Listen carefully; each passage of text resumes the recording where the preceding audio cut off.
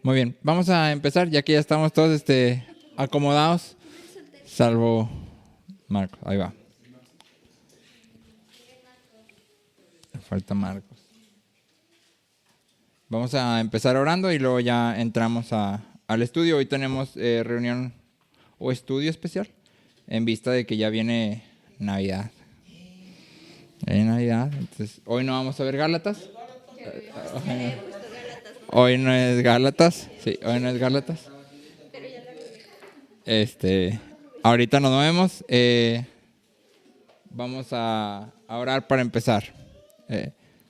Dios, gracias porque tú eres bueno, Señor. Gracias porque nos permites estar aquí reunidos. Dios, gracias por tu bondad, por tu misericordia, por tu gracia, Señor. Ayúdanos a que ahorita que estamos estudiando tu palabra y mientras estamos platicando, Señor, y edificándonos unos a otros, Señor, todo esto que se haga sea de bendición, Señor, y que tú seas tomando el control de todas las cosas, que sobre todo podamos mostrar amor unos por otros y amor hacia ti, Señor. Gracias porque tú nos das tu palabra y nos permites reunirnos libremente, Señor, y podemos hacer esto todas las veces que sean necesarias, Señor, y encontramos en la iglesia, en tu iglesia, este refugio y este lugar seguro, Señor, este lugar donde somos edificados y animados y exhortados, Dios. Gracias porque tú has provisto todas las cosas que necesitamos, Señor. En el nombre de Jesucristo, amén. Muy bien. Entonces, en vista de que ya viene Navidad y que se supone que en Navidad recordamos el nacimiento de Cristo, decidimos platicar un poquito acerca de el Evangelio. Que todos los domingos tratamos de platicar del Evangelio y de hecho si se acuerdan Gálatas es como mucho el énfasis de Pablo. Este es el Evangelio, no hay otro, pero quisimos ir directamente a la parte de lo que viene recontando la historia del Evangelio, ¿no? Y me gustaría que empezáramos primero en Malaquías, por favor, si me acompañas ahí a Malaquías en tu Biblia. Malaquías capítulo 4. Malaquías es el último libro del Antiguo Testamento en tu Biblia.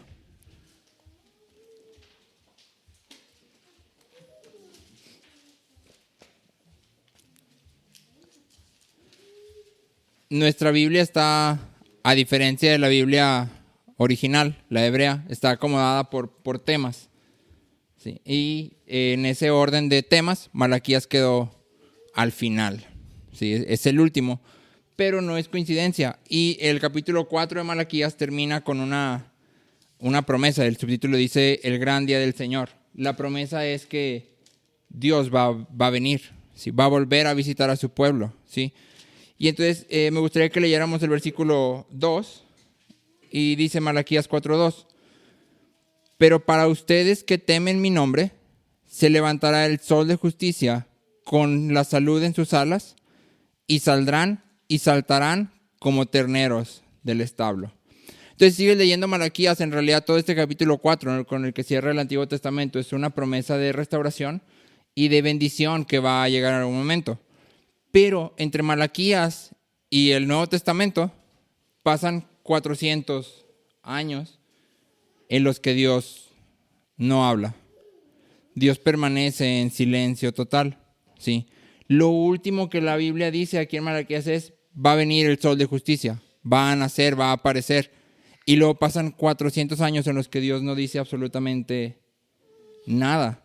No quiere decir que durante estos 400 años Dios no se haya manifestado. De hecho, por ejemplo, pudiéramos leer la historia de los Macabeos, donde hay un milagro acerca de cómo Dios hace rendir el aceite durante todo el tiempo que era necesario para preparar un nuevo aceite. Fue un milagro que Dios hizo, pero no había nadie que hablara de parte de Dios. No había absolutamente ni una sola palabra de parte de Dios.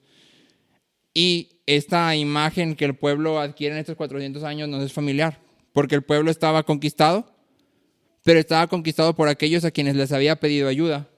¿Quién había conquistado a Israel cuando entramos al Nuevo Testamento? Roma. Pero Israel había pedido ayuda a Roma para vencer a Grecia. Roma ayuda, pero luego los conquista. ¿Sí? Entonces, primero, están conquistados por aquellos a quienes ellos habían pedido ayuda. Aquellos a quienes ellos habían ido a decir, oye, ayúdame, los conquistan. Segundo, están totalmente sumidos en religiosidad, en idolatría. Ya sí hacen todo lo que la ley dice, pero de una manera idólatra. Sí.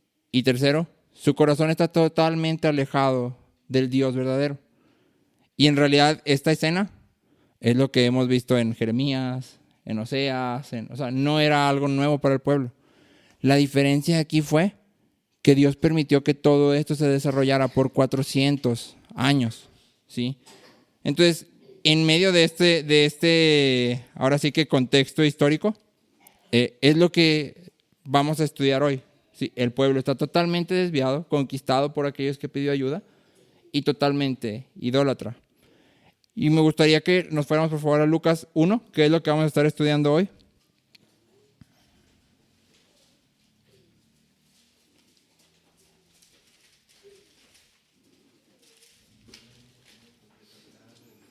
Todo Lucas 1 vamos... No se crean. Está cortito.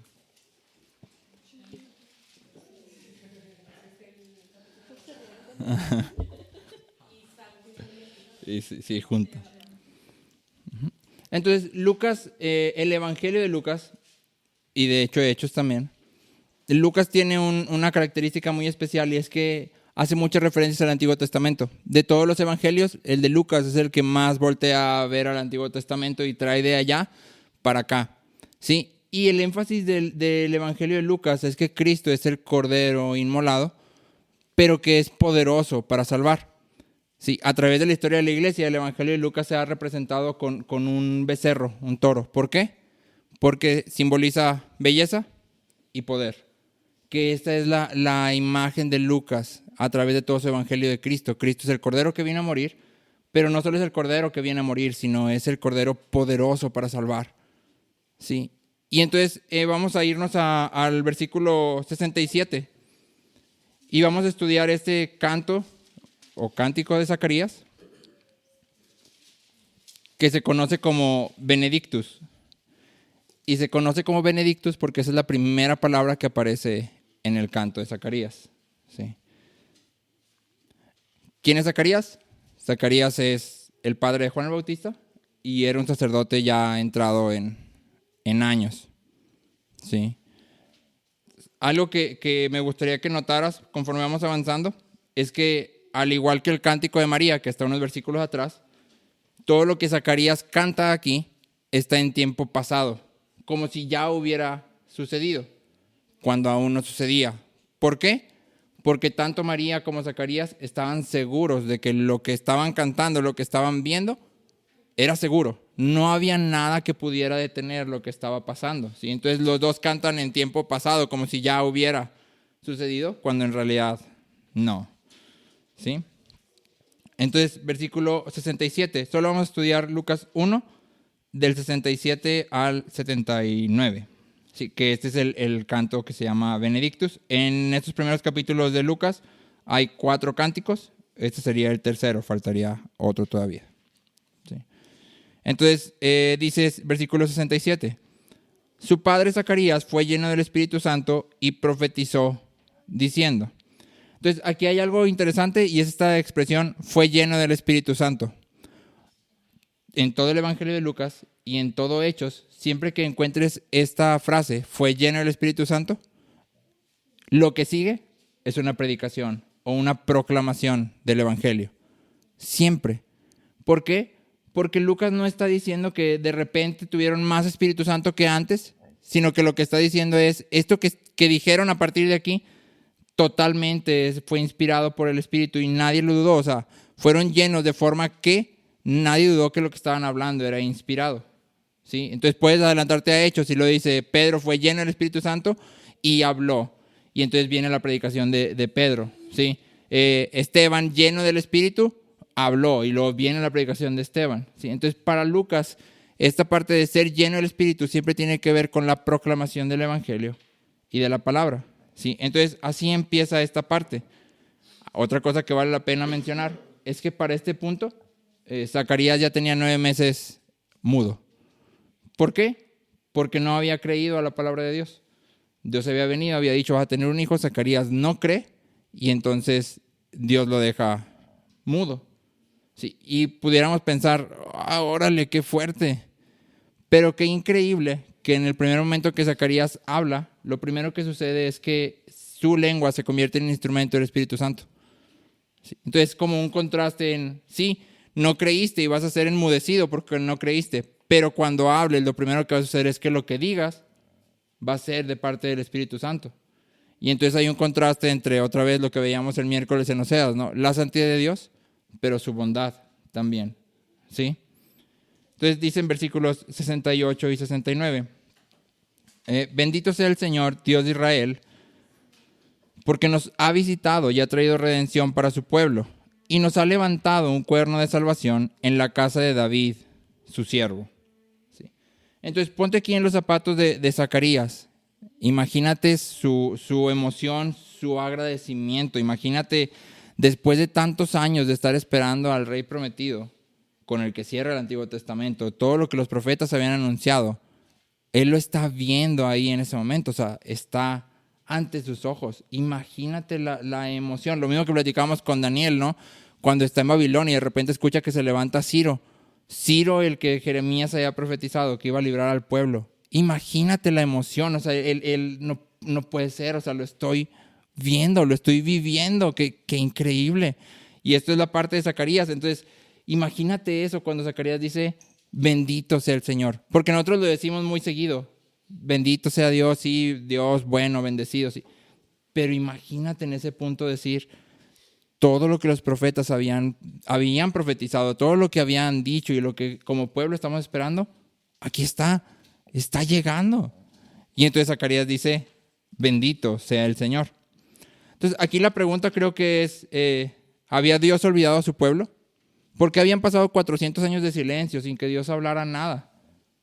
Sí, la respuesta obviamente es que no, Dios no había olvidado a su pueblo, sino que como dice aquí Zacarías, dice, nos ha visitado y ha traído redención.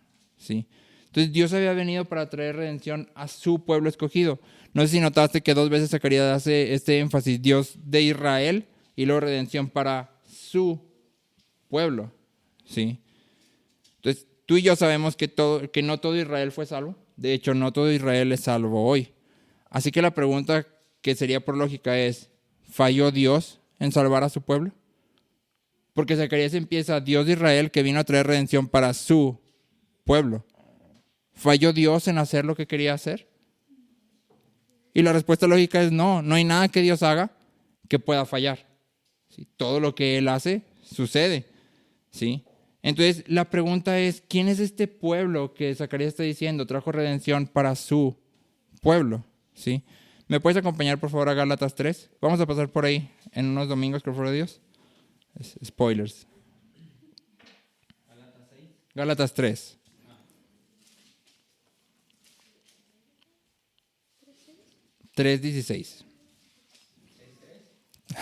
Gálatas 3:16. Ahora bien, las promesas fueron hechas a Abraham y a su descendencia. No dice, y a las descendencias, como refiriéndose a muchas, sino más bien a una, y a tu descendencia, es decir, Cristo. Entonces, primero, aquí el objetivo de Pablo es claro. Cuando Dios le promete a Abraham todo lo que le promete, no se está refiriendo a todas las personas que van a salir de Abraham y que siguen, sino a una sola persona. ¿A quién? A Cristo. Todas las promesas que Dios hace a Abraham en realidad están dirigidas a Cristo. Y luego ahí mismo en Gálatas 3, acompáñame a los versículos 28 y 29, por favor. Quien los quiera leer, adelante. Ya no hay judío ni griego, no hay esclavo ni libre, no hay varón ni mujer, porque todos vosotros sois uno en Cristo Jesús. Y si vosotros sois de Cristo, ciertamente el linaje de Abraham sois y herederos según la promesa. Exacto. Entonces, el razonamiento de Pablo y del Espíritu Santo es, estas promesas fueron dadas a Cristo, pero ustedes cuando vienen a salvación son uno en Cristo. Y por lo tanto, las promesas son para nosotros. Por eso dice, ya no hay judío, no hay griego, no hay esclavo, porque todos son uno en Cristo. Y si son de Cristo, son descendencia de Abraham. Son de los que están en este pueblo. Entonces, cuando hablamos de Israel, no hablamos de aquí en esta parte, no hablamos de una nación geopolítica. No es que Dios viniera a traer salvación a ese Israel de ese momento, sino que el plan de Dios desde siempre había sido, como dice Efesios, escoger para Él mismo un pueblo, una iglesia, a la que Él iba a purificar, ¿sí? Dios no falló. El plan desde el principio era sacar de entre todas las naciones un pueblo que le glorificara, ¿sí? Todo el que viene a Cristo es Israel. Acompáñame por favor a Romanos 2.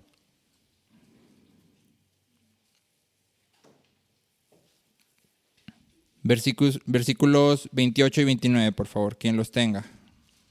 Romanos 2, 28 y 29. Pues no es judío el que lo es exteriormente, ni es la circuncisión la que se hace exterior en la carne, sino que es judío el que lo es en el interior, y la circuncisión es la del corazón, en espíritu, no en letras, la alabanza del cual no viene de los hombres, sino de Dios.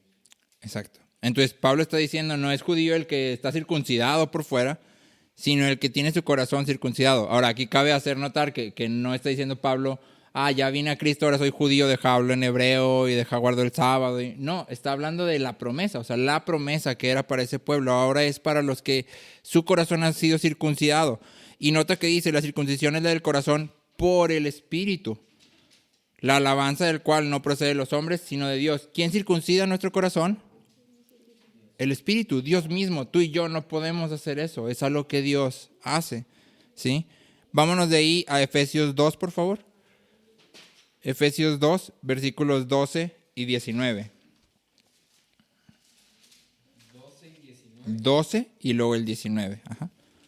En aquel tiempo estabais sin Cristo, alejados de la ciudadanía de Israel y ajenos a los pactos de la promesa, sin esperanza y sin Dios en el mundo. Y el 19. Así que ya no sois extranjeros ni advenedizos, sino conciudadanos de los santos y miembros de la familia de Dios. Entonces nota el contraste aquí en Efesios 2. Dice en el 12, excluidos de la ciudadanía de Israel, y no en el 19, sino que son conciudadanos. Sí, somos hechos parte de esto. ¿Sí? Entonces, cuando Zacarías dice, ha venido a traer redención a su pueblo, es el Dios de Israel, está hablando en realidad de nosotros, ¿sí? Los que hemos venido a ser uno con Cristo y que por lo tanto constituimos este pueblo que Dios ha escogido. ¿Sí? Todas las promesas que vienen aquí en este cántico y en la palabra en general apuntan a Cristo primero y por ende a nosotros. ¿Sí? Entonces, nota que paréntesis importante, cabe mencionar que esto no significa que nosotros hemos sustituido a los israelitas, no es como que Dios se cansó de Israel y entonces, ya adiós Israel y ahora vénganse estos, sino que es el plan desde el principio. Cuando Dios se aparece a Abraham, le dice, en tu simiente serán benditas todas las naciones.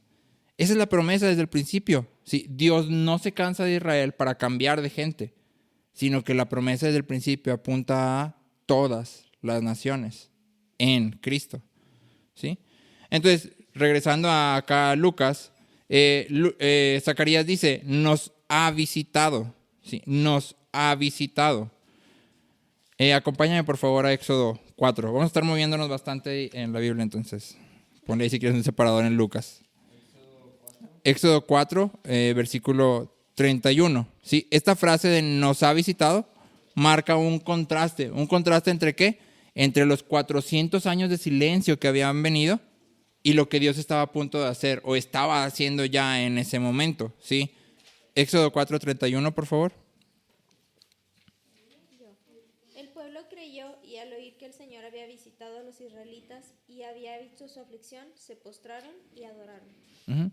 ¿Qué está pasando en este Éxodo cuando Dios se dice aquí en Éxodo 4 que visita a los israelitas?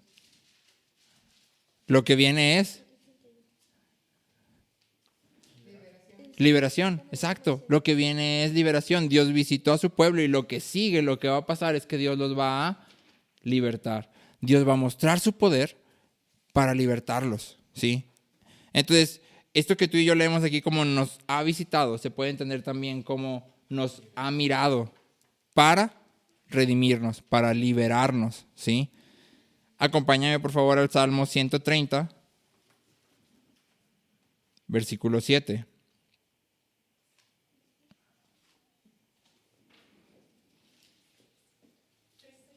7. 130, versículo 7. Espera Israel a Jehová, porque en Jehová hay misericordia y abundancia de redención con él. Exactamente, en Él hay abundante redención. Entonces Zacarías dice, Dios nos ha visitado, ya está aquí. Nota el tiempo pasado, nos ha visitado. ¿Y a qué viene? A traer redención.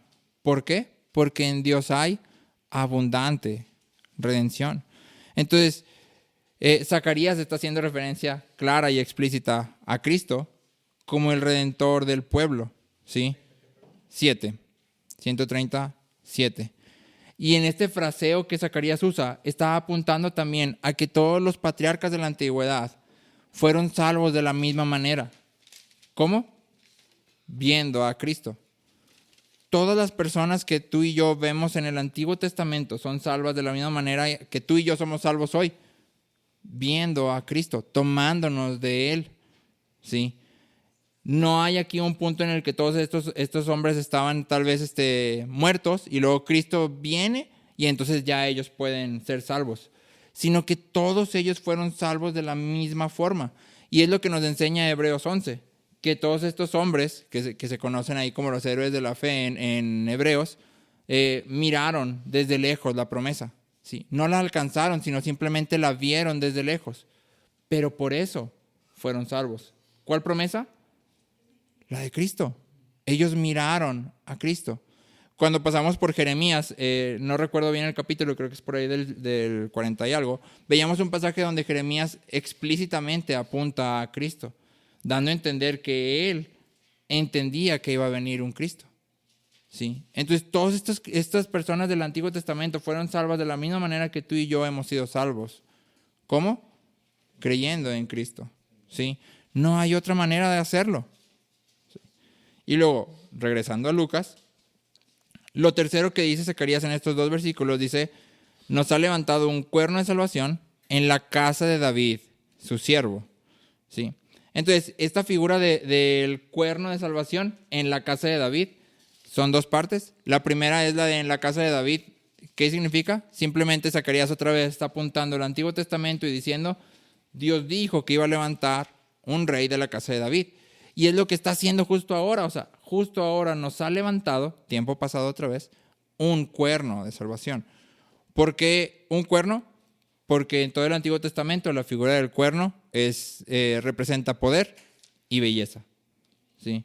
Entonces, recuerda que era lo que hablábamos al principio, ¿no? Todo el Evangelio de Lucas tiene este énfasis, poder y belleza.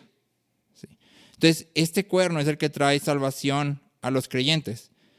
Sin importar lo que hayamos hecho, sin importar quiénes hayamos sido antes, sin importar ninguno de nuestros pecados, ¿sí? Este cuerno es poderoso para salvar. ¿Quién es el cuerno? Cristo. ¿Sí? Acompáñame por favor a Hebreos 7:25.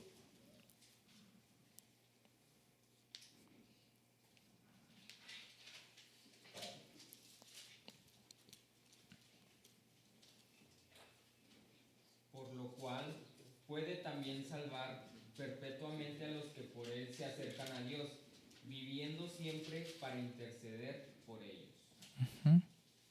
Entonces, aquí en Hebreos 7:25 dice, Él es poderoso para salvar, ¿sí? Perpetuamente, o sea, salvar para siempre.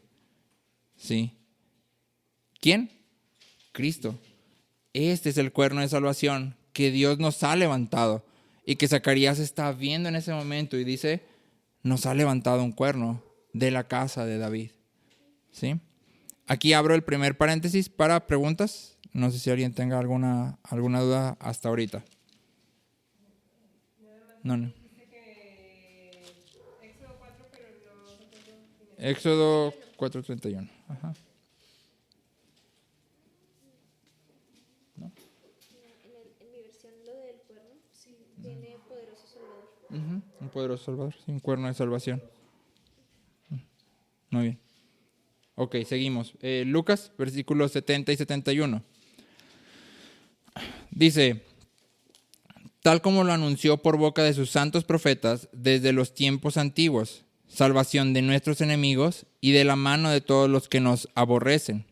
Entonces, en estos 2 versículos, Zacarías directa y explícitamente voltea al Antiguo Testamento Y dice, todos los profetas habían hablado de esto. ¿De qué? De que iba a venir un rey que nos iba a salvar. Y nos iba a salvar de nuestros enemigos y nos iba a salvar de la mano de todos los que nos aborrecen. ¿Sí?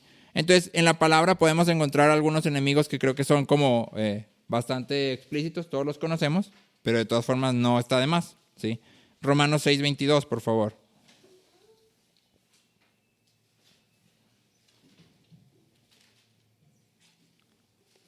Mas ahora que habéis sido libertados del pecado y hechos siervos de Dios, tenéis por vuestro fruto la santificación y como fin la vida eterna. Exacto. Entonces, hemos sido libertados del pecado. Eso podríamos considerarlo uno de nuestros enemigos, ¿no? El pecado. La Biblia nos enseña que cuando venimos a Cristo, Él nos salva del poder del pecado. Es decir, el pecado ya no reina sobre nosotros. ¿Seguimos en una lucha? Sí, porque nuestra carne está atada a este pecado. ¿Sí? Pero ya no reina, ya no gobierna sobre nosotros, de manera que se enseñorea de nuestros deseos. ¿Sí? Y acompañe ahí también a Hebreos 2, 14 y 15, por favor.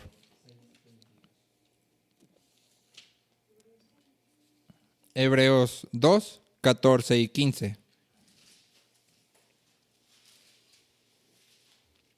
Así que por cuanto los hijos participaron de carne y sangre, él también participó de lo mismo, para destruir por medio de la muerte al que tenía el imperio de la muerte, esto es, al diablo, y liberar a todos los que por el temor de la muerte estaban durante toda la vida sujetos a servidumbre. Exacto. Entonces Cristo viene a derrotar la muerte y viene a derrotar al diablo, a Satanás.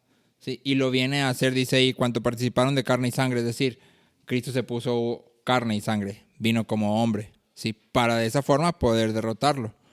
Pero la pregunta que creo que sería más interesante es, ¿dónde dice esto el Antiguo Testamento? ¿Dónde el Antiguo Testamento promete que vamos a ser libres del pecado y que vamos a ser libres de la muerte? ¿Dónde podemos encontrar esto? Por favor, acompáñame a Jeremías 32.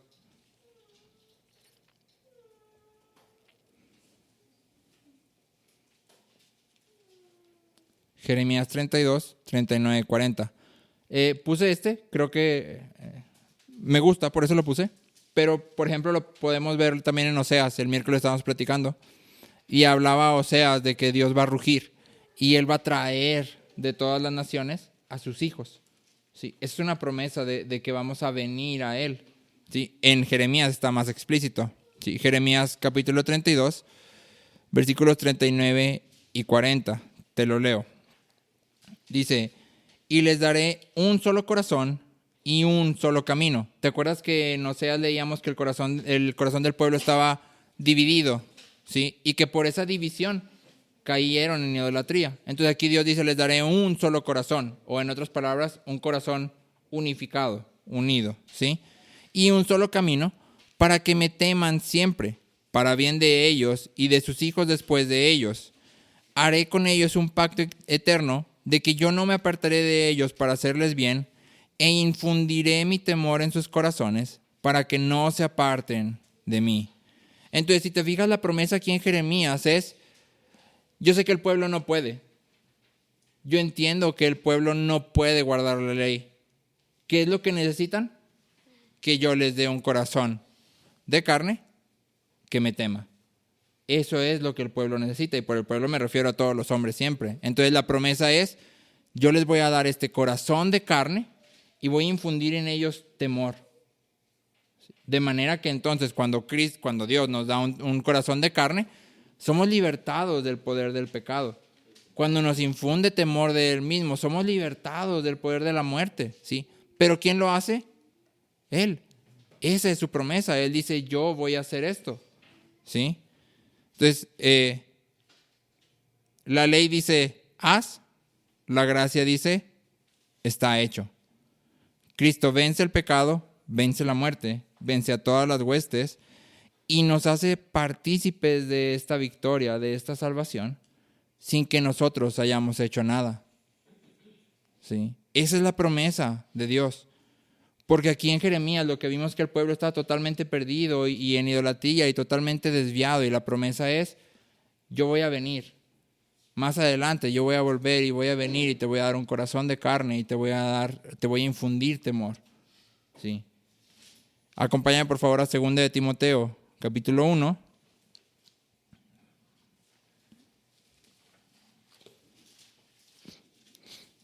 Versículos 9 y 10. 2 de Timoteo 1, versículos 9 y 10.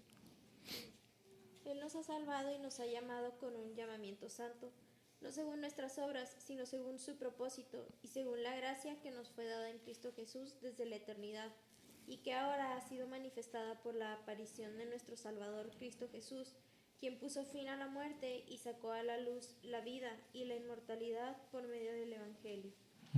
Entonces nota esta idea central, ¿no? Nos ha salvado, no según nuestras obras, no por nada que tú y yo hayamos hecho. ¿Sí? Dice, sino según su propósito y la gracia que nos fue dada desde la eternidad. Es decir, hemos sido escogidos desde la eternidad por su propósito, de acuerdo a su propósito. ¿Cuál es su propósito? No lo conocemos todavía. Quizás cuando lleguemos a la eternidad podamos saber por qué Dios hizo lo que hizo y lo hizo como lo hizo. Pero hoy lo que sabemos es que Él nos ha salvado de una manera totalmente independiente de nuestras obras. Nada de lo que tú y yo hagamos merece la salvación que Él nos ha dado, ni influencia a Dios en su decisión de salvarnos. ¿Sí? Ha sido simplemente por su propósito, según su gracia. ¿Sí? Ok, regresamos a Lucas, por favor. La pregunta es, ¿para qué? ¿Para qué Dios nos salva? ¿Sí? Y vamos ahí a versículos 72 y 73. 1. Versículos 72 y 73. ¿Sí? Entonces, ahí como que conéctalo, ¿no? Dice, salvación de nuestros enemigos y de la mano de todos los que nos aborrecen, ¿sí?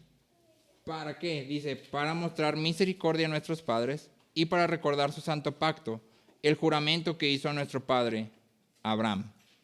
Entonces, la razón de que Cristo se esté presentando en este momento y traiga salvación de nuestros enemigos es para mostrar misericordia y para recordar el pacto. ¿Sí? Acompáñame, por favor, a Génesis 15.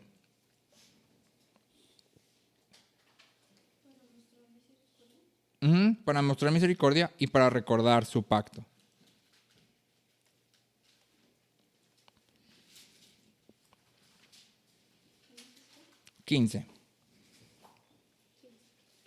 Génesis 15, versículos 17 y 18, te lo leo. Para este punto, Dios había llamado a Abraham y le había dicho que pusiera ciertos animales y que los partiera a la mitad y que los pusiera en fila. Y entonces versículo 17 dice, y sucedió que cuando el sol ya se había puesto, hubo densas tinieblas y apareció un horno humeante y una antorcha de fuego que pasó por entre las mitades de los animales. En aquel día el Señor hizo un pacto con Abraham diciendo, a tu descendencia he dado esta tierra, desde el río de Egipto hasta el río grande, el río Éufrates. ¿Sí? Entonces, ¿qué significa esto? Porque hay una imagen ahí extraña. Dice, se aparece un horno y una antorcha y camina en medio de las mitades de los animales. ¿Qué es esto, no?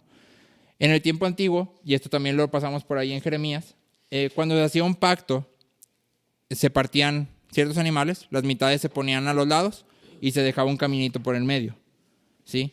Y entonces el siervo pasaba por en medio de las mitades de los animales, diciendo, si no cumplo mi parte del pacto, sea yo cortado como estos animales. Ese era el rito normal. Pero era el siervo. Es decir, el pacto siempre se hacía entre alguien mayor y alguien menor. Y siempre el que pasaba entre las mitades de los animales era el de menor rango. ¿Sí? Porque él era el que corría el riesgo de no cumplir su parte y por lo tanto ser cortado como los animales. Pero aquí Dios mismo pasa entre las mitades de los animales. Y Dios lo que está diciendo es, sea yo cortado como esos animales, si no cumplo mi parte del pacto, si no cumplo mi promesa. ¿Sí? Que en este punto, si lo lees, no le está pidiendo nada a Abraham. ¿Sí? La parte del pacto de Abraham es nada. Dios le está diciendo, yo voy a darte descendencia, yo voy a bendecir a tu descendencia, le voy a dar esta tierra. ¿sí? Y yo lo voy a hacer. Y si no lo hago, sea yo cortado como estos animales. Eso es lo que Dios está diciendo aquí en Génesis 15. Después se va desarrollando. Si avanzas a Génesis 17, vas a ver que Dios ahí es donde instituye la circuncisión y luego puedes avanzar más. Pero el pacto no cambia. El pacto es: yo voy a bendecir a tu descendencia. Ya leímos de quién habla cuando dice de su descendencia. Habla de Cristo, ¿sí? Y dice: yo lo voy a hacer, ¿sí? Entonces, unas cosas que notar aquí. Primero, Dios fue movido por pura misericordia a hacer pacto con los patriarcas. No sé si has notado, pero vienen las genealogías de los hombres, después de Noé, genealogías, llegas hasta Abraham, y de repente el capítulo que sigue, Dios le habla a Abraham y le dice: sal de tu casa y de tu parentela a la tierra que yo te mostraré. No hay nada en medio. No te dice por qué Dios escogió a Abraham. Simplemente el capítulo empieza Dios hablándole a Abraham y diciéndole: sal de tu tierra y de tu parentela, sal de tu casa, a donde yo te voy a llevar. ¿Por qué escogió a Abraham? Por pura misericordia, porque quiso. Sí, Abraham no hizo nada. Y de hecho, si seguimos la historia de Abraham, todavía le faltaba aprender muchísimo de cómo relacionarse con Dios. ¿Sí? No era una persona que tú dirías era justo o piadoso o para nada. ¿Sí? 2 veces echa la misma mentira. ¿Sí? Sabiendo que está mal, después de un tiempo adelante, vuelve a echar la misma mentira. De hecho, cuando Dios le dice: sal de tu casa y tu parentela, él se lleva a Lot. Ya de entrada está haciendo algo que Dios no le dijo que hiciera. Sin embargo, Dios, por pura misericordia, hace un pacto con Abraham. Segundo, Dios ha atado la salvación a Él mismo. Cuando vemos esta escena del horno humeante, Dios está diciendo: yo traigo salvación.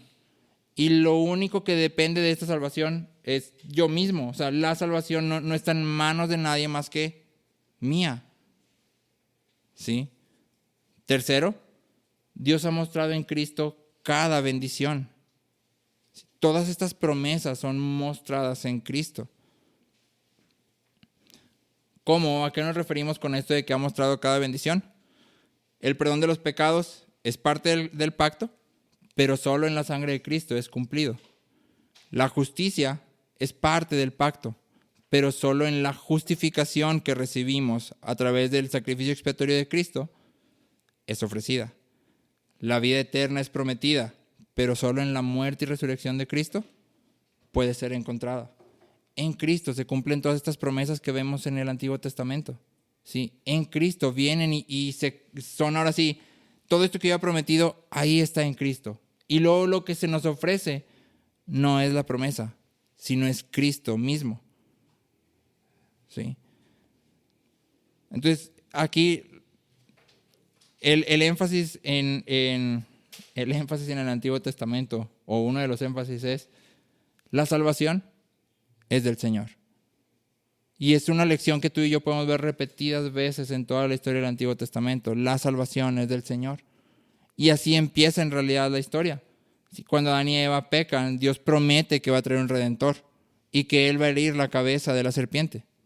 ¿De quién es la salvación? Del Señor. Él va a traer un redentor.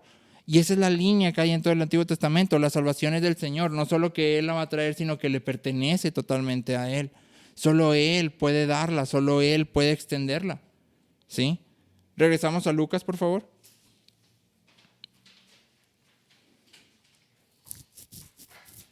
Entonces, versículo 72 dice: para mostrar misericordia a nuestros padres y para recordar su santo pacto, el juramento que hizo nuestro padre Abraham. Y luego dice: concedernos que, librados de la mano de nuestros enemigos, les sirvamos sin temor, en justicia, en santidad y justicia delante de Él todos nuestros días. Entonces, de nuevo, Zacarías hace este círculo, ¿no? Ya habíamos visto lo que la salvación implica. La salvación implica perdón de pecados y liberación de nuestros enemigos. Pero luego acá dice: ahora que ya hemos sido librados de nuestros enemigos, lo que sigue no es hacer lo que querramos con nuestras vidas. No es: Dios me mostró su gracia y como todo es por gracia y no depende de mis obras, me vuelvo loco y al cabo ya fui salvo. Sino que lo que sigue es le sirvamos sin temor, en santidad y justicia delante de Él. ¿Cuánto tiempo? Todos nuestros días. Eso es lo que sigue, ¿sí? Entonces, acompáñame por favor a 1 Corintios 6:20. Generalmente decimos la gracia es gratis, por eso es gracia. Sí. La salvación es gratuita, por eso es por gracia, porque pues no cuesta nada. Pero sí cuesta. Y cuesta muchísimo. Sí, y esto es lo que dice Pablo aquí en 1 Corintios 6:20. El que lo tenga, que lo pueda leer, por favor. Porque comprados sois por precio, glorificad pues a Dios en vuestro cuerpo y en vuestro espíritu, los cuales son de Dios. Exacto. Entonces dice, han sido comprados por un precio. ¿Cuál precio? La sangre de Cristo. Su vida, su muerte. Ese es el precio que se pagó por nuestra salvación. La salvación no es gratis. Sí. Cuesta y cuesta muchísimo. Cuesta la vida y la muerte de Cristo.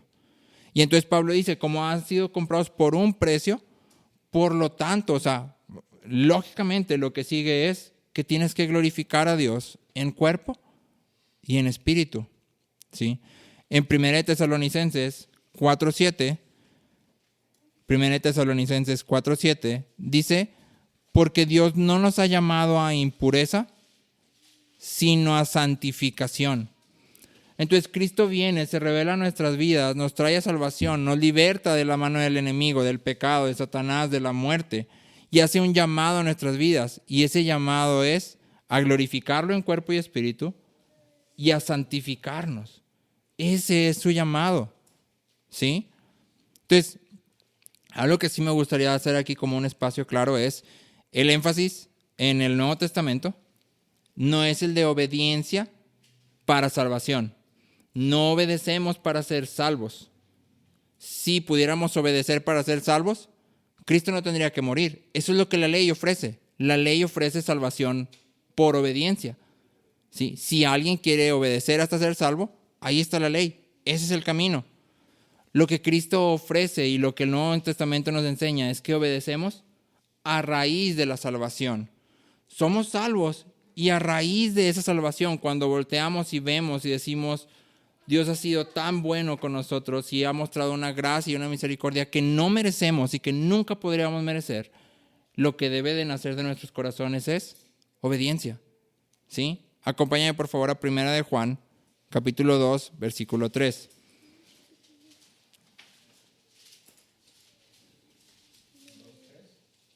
Sí, 1 de Juan 2, 3. Y en esto sabemos que lo hemos llegado a conocer, si guardamos sus mandamientos.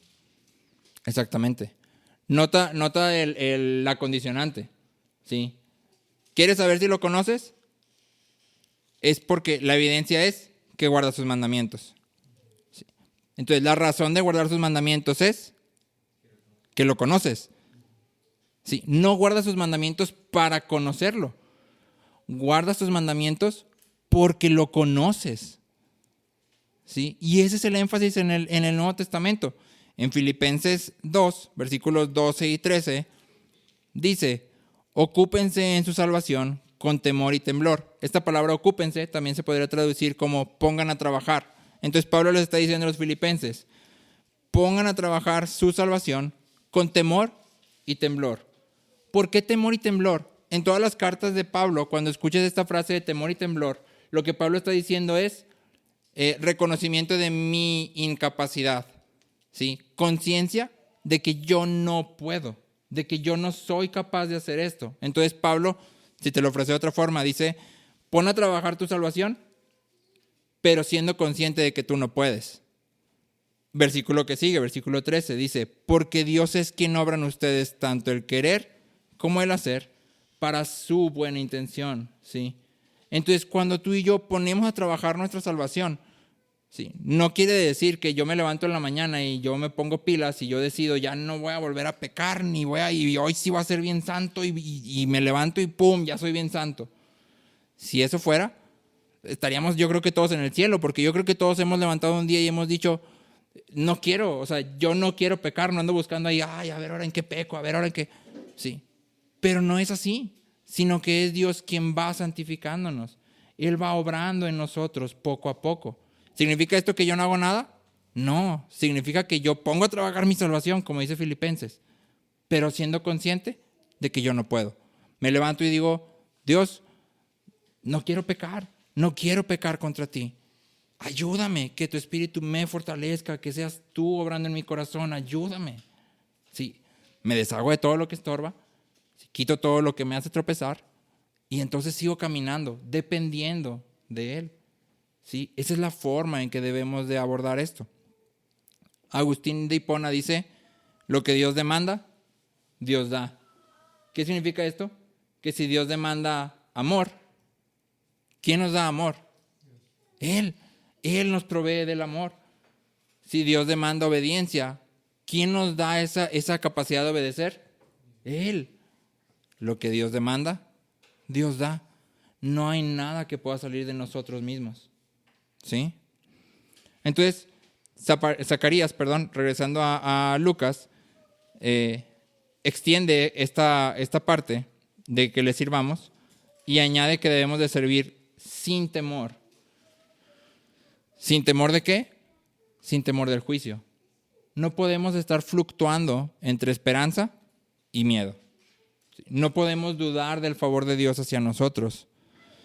Si creemos que el favor de Dios depende de nuestras obras, obraremos con mucho ímpetu, pero sin un corazón correcto. Si creemos que cuando yo peco, Dios me ve con enojo y ya no me quiere hablar porque pequé, pero cuando me porto bien, Dios me ve con alegría y me ama mucho. Me ama mucho porque cuando me porto bien, pero cuando me porto mal no me ama. Está enojado. Vamos a tener una vida bastante triste, porque la verdad es que pecamos de continuo. Pero, para los que son papás, cuando tu hijo hace algo malo, que le has dicho que no lo haga, no lo hagas, por ejemplo, Aria, que aquí rayó las paredes varias veces. Aria, no rayes las paredes. Y de repente va y raya las paredes. Cuando raya las paredes, yo ya no la amé. Ese ratito ya no la amé, hasta que me pidió perdón. O sea, le dije, ya no te amo, ya no eres mi hija, pídeme perdón a ver si te vuelvo a amar. No, la amo. Me duele el pecado en ella, me duele que no pueda entender una instrucción, que no pueda obedecer, me duele el pecado en ella. No la rechazo a ella. Ella es mi hija. Y esto es lo que aprendemos si nos regresamos a Génesis 15, es la salvación solo depende de mí. ¿De quién? De Dios. Cuando has venido a Cristo, tu salvación está en las manos de Dios, de nadie más. ¿Sí? Tus obras no hacen que Dios esté ahí. Si te amo, no te amo. Si te amo, no te amo. Sí, Dios nos ama. Por eso nos ha salvado. Por eso nos ha provisto un cuerno de salvación, un redentor poderoso. Sin embargo, no ama el pecado. ¿Sí? No podemos creer que como Dios me ama, yo puedo pecar libremente, al cabo que no se puede. Y cuando estaba leyendo esto, hacía como mucho clic con lo de Oseas. Recuerden que nosotros estudiamos que Dios dice, no entraré en la ciudad. Y hablábamos que Dios dice esto porque Dios reconoce su propia santidad. Dios dice, si entro en la ciudad con todo el pecado que ustedes tienen ahí en medio, lo que va a pasar es que todos van a ser consumidos. Porque mi santidad no puede estar con el pecado. Solo hay una respuesta justa hacia el pecado y es la ira de Dios. Es justa. ¿Sí? Entonces, no puedo creer que yo puedo pecar todo lo que quiera, pero no puedo caer en el error de que porque peco, Dios ya está enojado conmigo, ya no me ama, mi relación con Dios anda bien mal. Nuestra relación con Dios no depende de lo que tú y yo hagamos, depende de lo que Cristo ya hizo. ¿Sí? De eso depende. ¿Qué hizo Cristo ya? Todo. Vivió de una manera que tú y yo nunca vamos a poder vivir, para después morir la muerte que tú y yo merecíamos y ofrecernos esa salvación. ¿Sí? Acompáñame por favor a 1 de Juan, capítulo 4, versículos 17 y 18.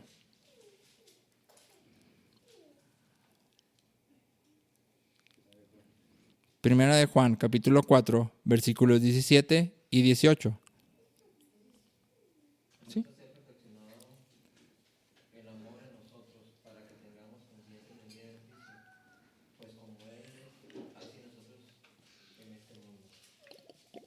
amor no hay temor, sino que el perfecto amor echa fuera el temor, porque el temor lleva en sí castigo, de donde el que teme no ha sido perfeccionado en el amor.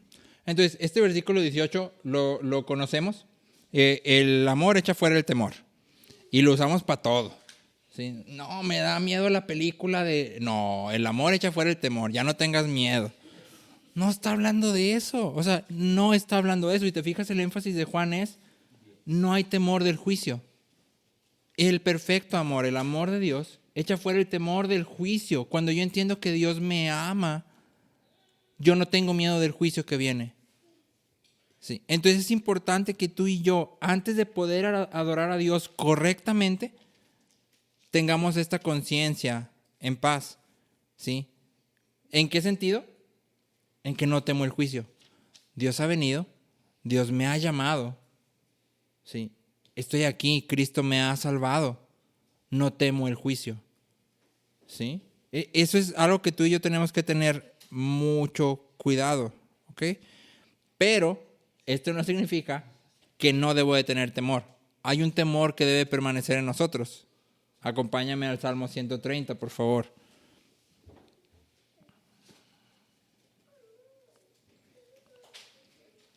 Salmo 130, versículo 4.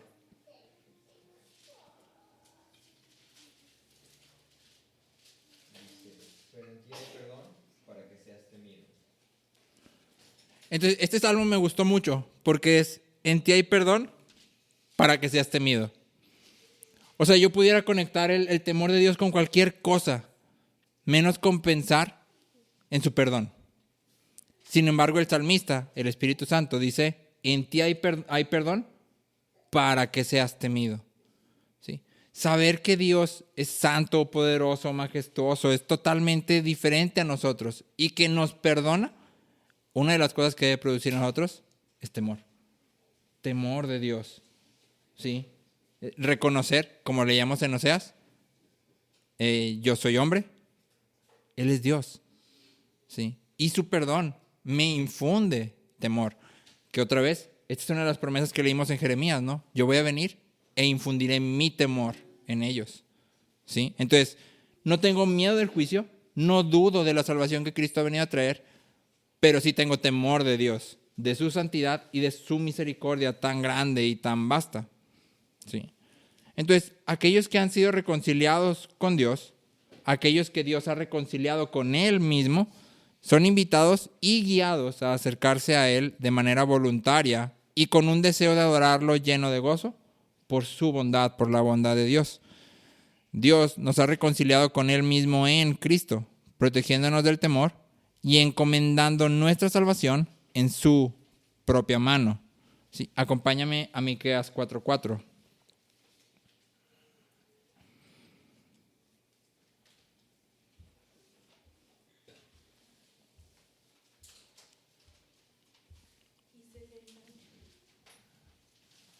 Y se sentará cada uno debajo de su vid y debajo de su higuera, y no habrá quien los amedrente, porque de la boca de Jehová de los ejércitos lo ha hablado. Uh-huh.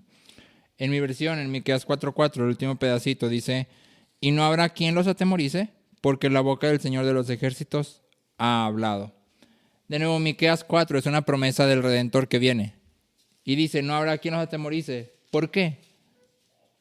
Porque Dios ha hablado. Entonces, cuando tú y yo venimos a Cristo y somos declarados justos por la justicia de Cristo, somos justificados por su obra, Dios ha hablado. Su boca ha dicho: fulanito es justo. ¿Por qué es justo? ¿Porque se porta muy bien? No, porque Cristo ya hizo todo. Él es justificado. Mi respuesta debe ser: no tengo temor. ¿Por qué? Porque la boca de Dios ha hablado. Él lo ha dicho. No hay nadie que pueda contradecir a Dios. ¿Sí? Acompáñame ahora en el Nuevo Testamento, a 1 de Pedro, capítulo 1. 1 de Pedro, capítulo 1. Versículos del 3 al 5.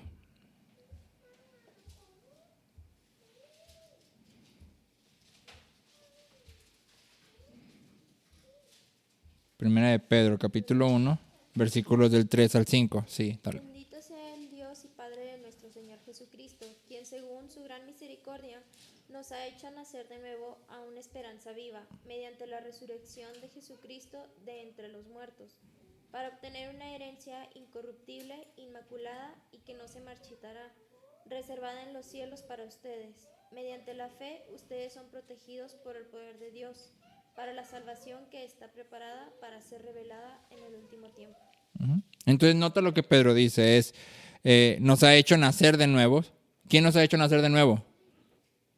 Dios nos ha hecho nacer de nuevo, ¿sí?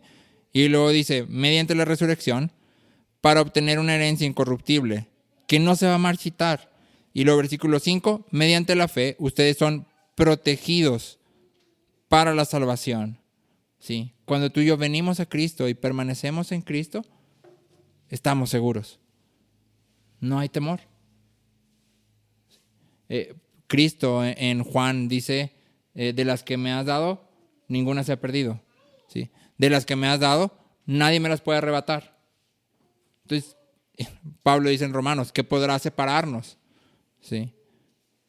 Y básicamente Pablo hace una lista de todo lo que se puede imaginar, ¿sí? Y dice, nada puede separarnos, ¿sí? No hay temor de la condenación cuando venimos a Cristo, ¿sí? Entonces, por último, Zacarías dice que tenemos que servirle en santidad y justicia. Por santidad debemos entender los deberes de la piedad, ¿sí? Por santidad entendemos todo lo que la palabra pone que nuestro carácter debe de ser, ¿sí? Eso es lo que entendemos por santidad. Y por justicia debemos de entender todo aquello que tiene que ver con la caridad. Recuerda que la palabra caridad es la misma que algunas Biblias traducen como amor, pero lo más correcto es llamarle caridad. Sí, eso es lo más correcto. Entonces, santidad es todo lo que tiene que ver con piedad y justicia es todo lo que tiene que ver con caridad. ¿Sí? ¿Pudieras llevar esto al Antiguo Testamento y ver que los mandamientos se relacionan primero con Dios y después con nuestros prójimos? ¿Sí? Y en ese sentido es piedad, caridad. ¿Sí? Todo esto debe hacerse delante de Él, es decir, no puede ser fingido, porque como hombres somos muy buenos para fingir muchas veces, pero Zacarías dice, esta forma de servirle debe ser delante de Él. ¿Quién puede estar oculto delante de Él?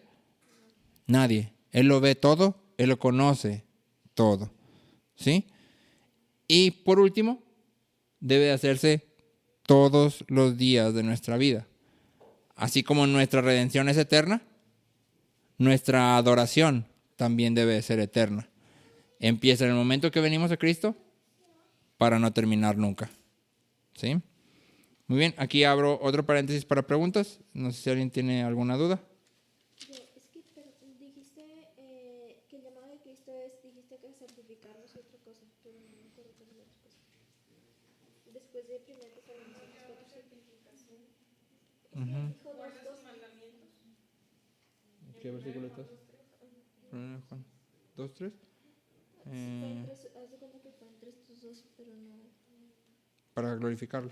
Santificación. Para glorificarlo y para Glorificar en cuerpo y espíritu, que eso está en 1 Corintios 6:20. Y a santificación, que está en 1 Tesalonicenses 4:7. No sé si alguien más tenga alguna duda. ¿No? ¿Todo bien? Adelante. ¿Cuál es la diferencia de piedad y caridad? Piedad es todo lo que es relacionado a Dios. Y caridad es la palabra que usamos como amor, todo lo relacionado a nuestros prójimos, a los que nos rodean.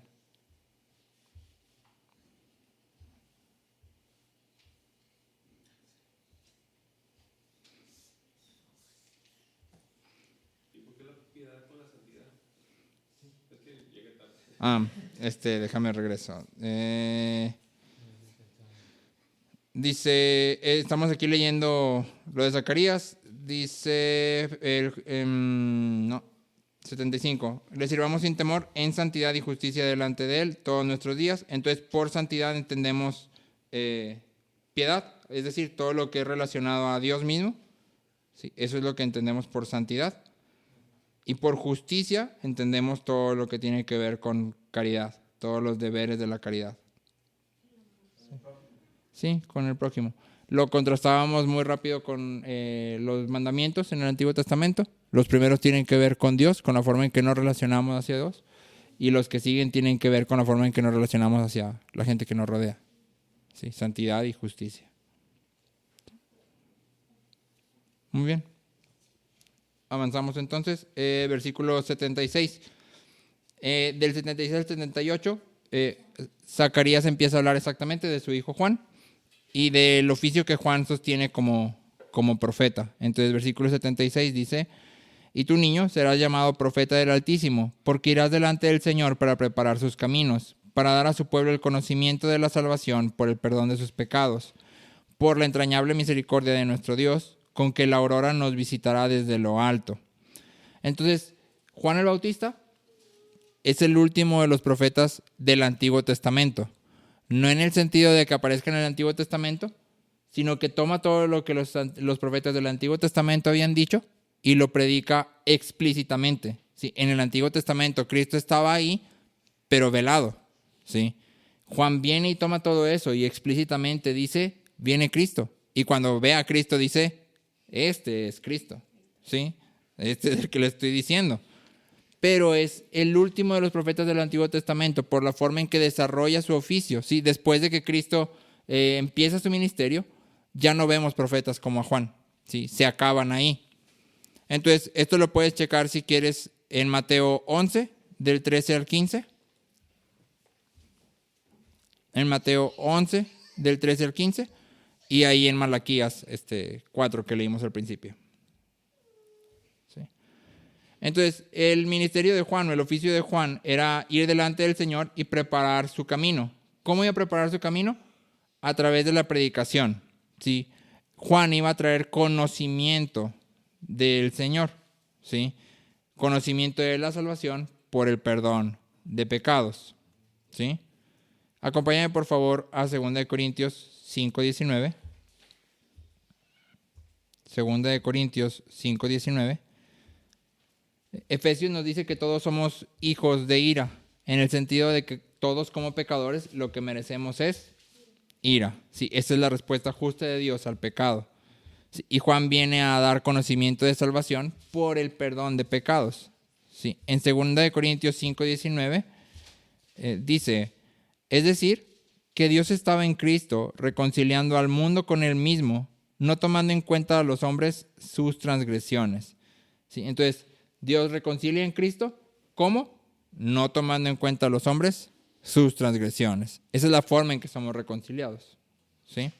Entonces, la salvación viene por el perdón de pecados. ¿Sí? La salvación viene al ser considerados justos. ¿Sí? Ninguno de nosotros puede ser justo. Ninguno de nosotros puede practicar la ley de manera perfecta. ¿Sí? Ni medio justo, ni un poquito justo. ¿Sí? Ninguno puede. En 2 Corintios 5:21, ahí adelantito donde estás, dice: al que no conoció pecado, lo hizo pecado por nosotros, para que fuéramos hechos justicia de Dios en él. ¿Cómo somos justificados? Por la muerte de Cristo. Nada que tú y yo hagamos puede justificarnos. Ahí mismo en Corintios dice que Cristo es hecho para nosotros justificación, santificación, redención, sabiduría. Si Cristo es para nosotros santificación, justificación, redención, sabiduría, ¿qué puedes hacer tú para santificar más a Cristo? Nada. ¿Qué puedo hacer yo para hacer a Cristo más justo? Nada. Nada de lo que yo hago contribuye para mi salvación, en lo más mínimo. ¿Por qué? Porque Cristo es justificación, santificación, redención y sabiduría. Eso es lo que Cristo es para nosotros. ¿Sí? Versículo 79 de Lucas. Dice: para dar luz a los que habitan en tinieblas y en sombra de muerte, para guiar nuestros pies en el camino de paz. En este versículo, Zacarías está haciendo una referencia, así como bien explícita, a Isaías 9. Acompáñame por favor a Isaías 9. Así es, Isaías 9, versículo 2. El que lo tenga lo puede leer. 9:2.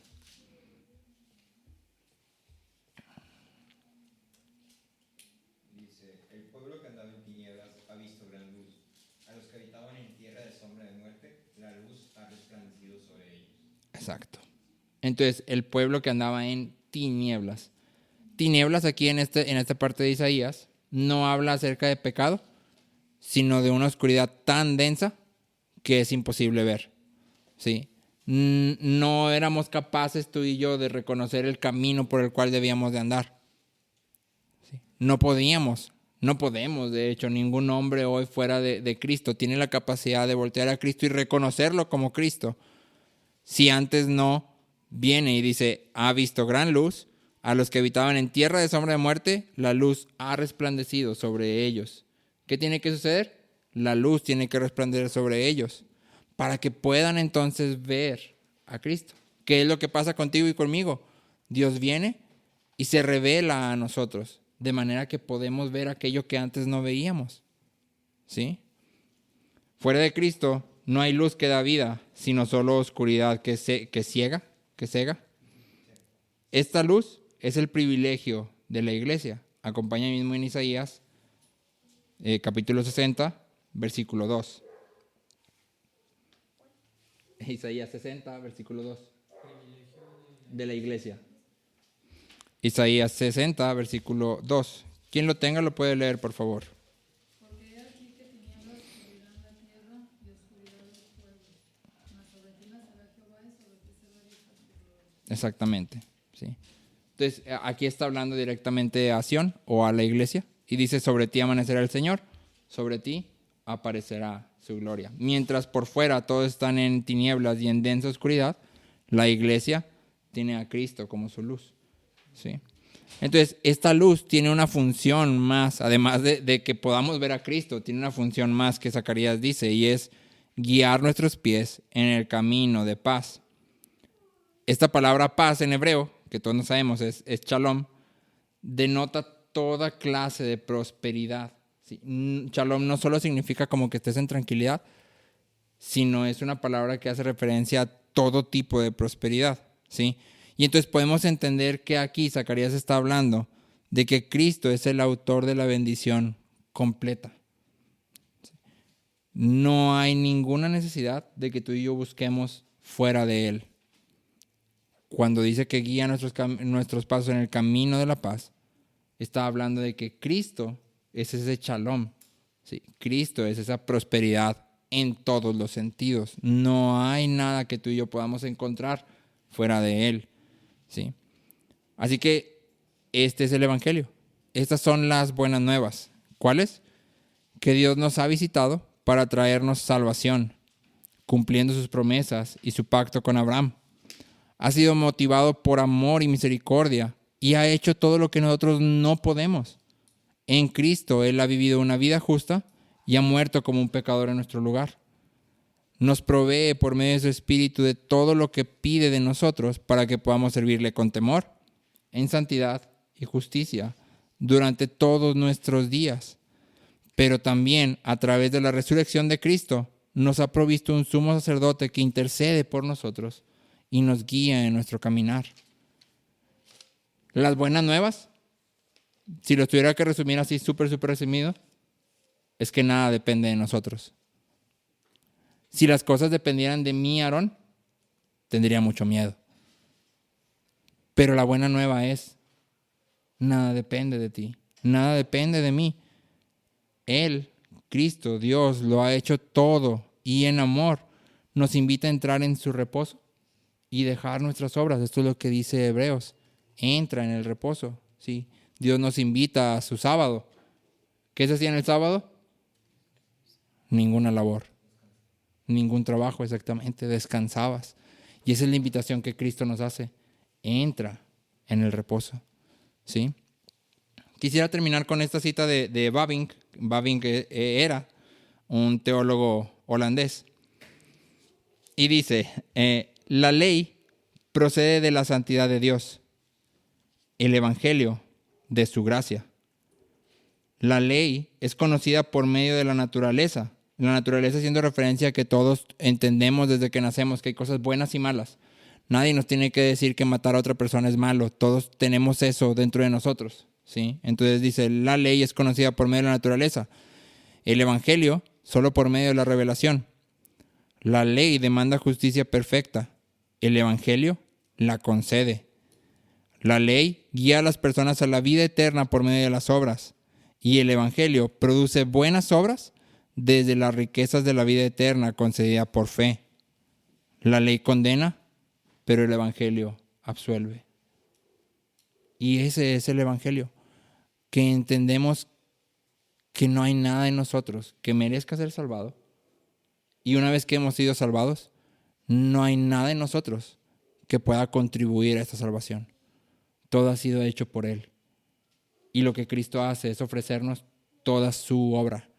Por eso cuando hablamos del evangelio, no ofrecemos a un buen amigo, no ofrecemos una mejor vida, ofrecemos a Cristo. Él es el evangelio. Y en Él encontramos todo lo que necesitamos. Todo.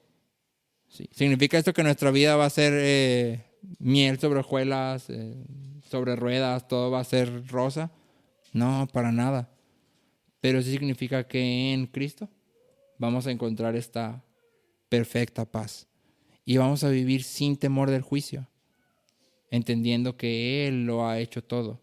Y que por amor yo obedezco, yo sirvo. No para salvación, sino porque he sido salvo. ¿Sí? Entonces, aquí terminamos. No sé si alguien quisiera preguntar algo o comentar algo respecto a lo que estamos platicando ahorita. Abro el espacio y luego ya oramos para terminar. ¿Sí? Cuando decías de versículos 71 y 78, donde habla de Juan, su hijo, Mateo 11, del 13 al 15. Mateo 11, del 13 al 15. Esto es donde puedes ver que Juan era de un profeta del Antiguo Testamento que está en el Nuevo. Y Malaquías 4. Sí, son los versículos del final, pero no apunté de qué versículos.